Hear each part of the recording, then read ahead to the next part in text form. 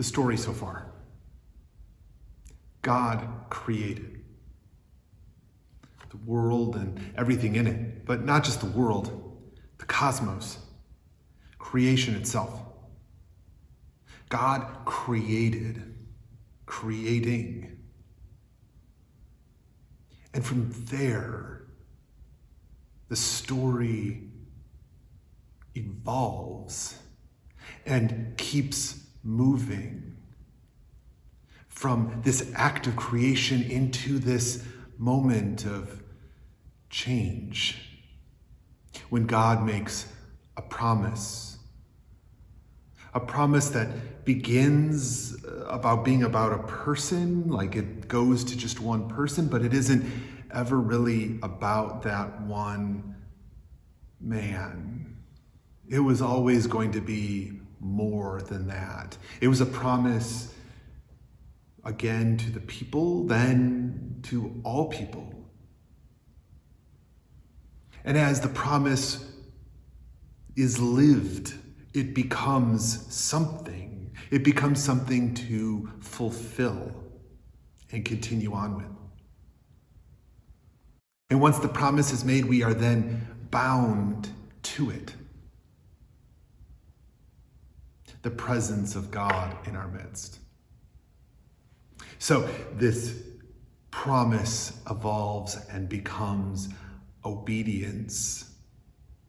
So for several thousand years, a story about a promise is a story of obedience. And not just following rules, but participating in something with someone else. A sense of obedience and disobedience. The most common example is disobedience. But we see in the end not just the question of the children being disobedient to the Father, but of the Father's continued obedience to the children. This image of parenthood, this relationship of parent to child, becomes the fundamental vision that helps us understand what laws, rules, and order in general is about. It's not about obedience to laws in a generic sense. It's about commitment and participating in something we're all committed to. As we transition from that vision we have of the first half of the story, which accounts for more than half of our Holy Scripture, this transition that goes from the Old Testament to the New Testament, from what we call Hebrew Scripture to Greek Scripture, we are then given this opportunity to transition. And one of the things that we're doing now at the very beginning, now that we are going to examine the New Testament, the beginning of the New Testament, the Greek Scripture, we begin with the Gospels, Matthew, Mark, Luke, and John. But I'm going to add the fifth one, the book of Acts, Acts of the Apostles, as a quasi-gospel. And there's something, as we begin, I'd like us to consider that the Gospels are easier to read than the other books of the Bible. There's something about them. There's something that speaks directly to us in them. And unlike these other books, there's something really direct. We think of Holy Scripture as holy, and so there's a way in which the holiness in this makes sense. There's a way in which we see this as authoritative, and so the authority here speaks directly to us. There's a way in which we want to look into a history and we can see the historical aspects of Jesus in it, and then that speaks to us.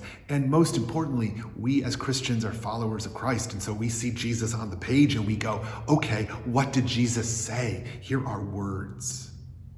So there's something about the Gospels that speak so directly to us in a way that other Gospels, other books of the Bible, other genres don't speak to us. And I think we should be conscious of that it is not just easier and more likable, but there's something more direct here that we don't see in other genres. So that's how we're reading it, and I invite us to be mindful of that as we go in. So, what is the story then? What is the next part of the story? And as we move from the first part about the promise into that second part, which was about obedience, we're now given a picture of Jesus in our midst. That is that I think that we should recognize as both is paradoxical. It's a relationship that is at tension. That we have God doing something new, and yet God doing something completely normal and traditional. That it is both, and it is in that tension that the real power of these stories comes out.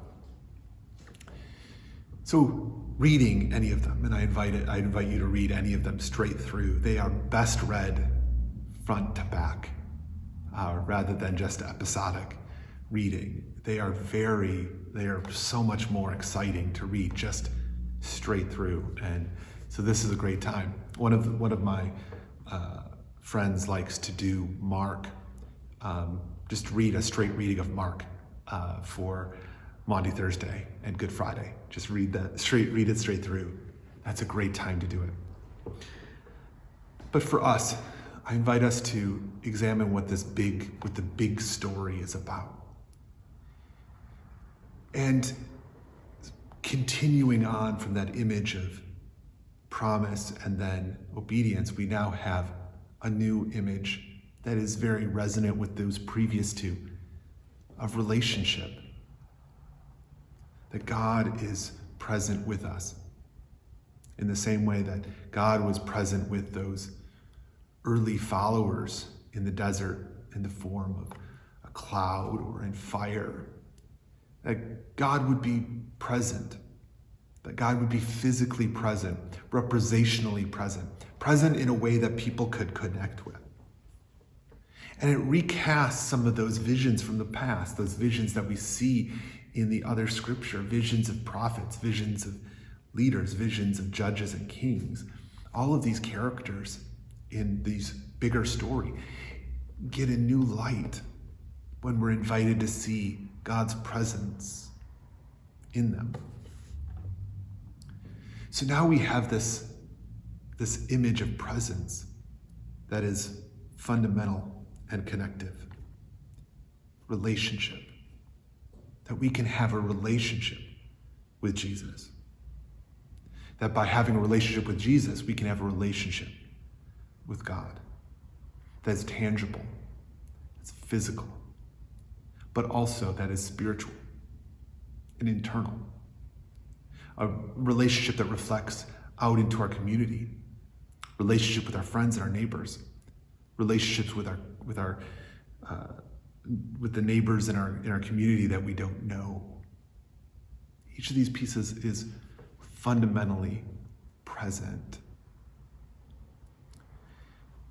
If we look at the teachings of Jesus, not just the physical, the metaphysical nature of Jesus being there, but if we look at the teachings of Jesus, they are geared not toward spiritual fulfillment by connecting the dots or fulfilling the to-do list and crossing off all of the valuable things.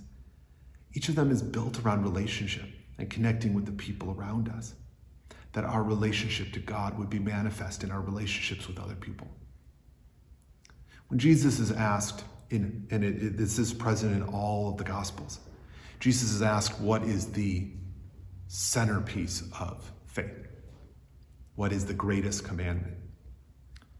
And he pairs two unlikely things together. He love God and love your neighbor as yourself. He grabs from Leviticus and Deuteronomy, right? He grabs from two parts of the sacred tradition, puts them together, and says that these two go together. Everything should be filtered through that. Everything else hangs off of that.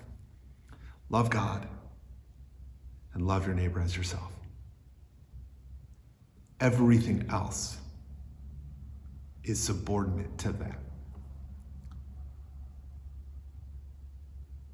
It's an image of connection and relationship that is center in the Gospels as stories, but becomes center to this wider story.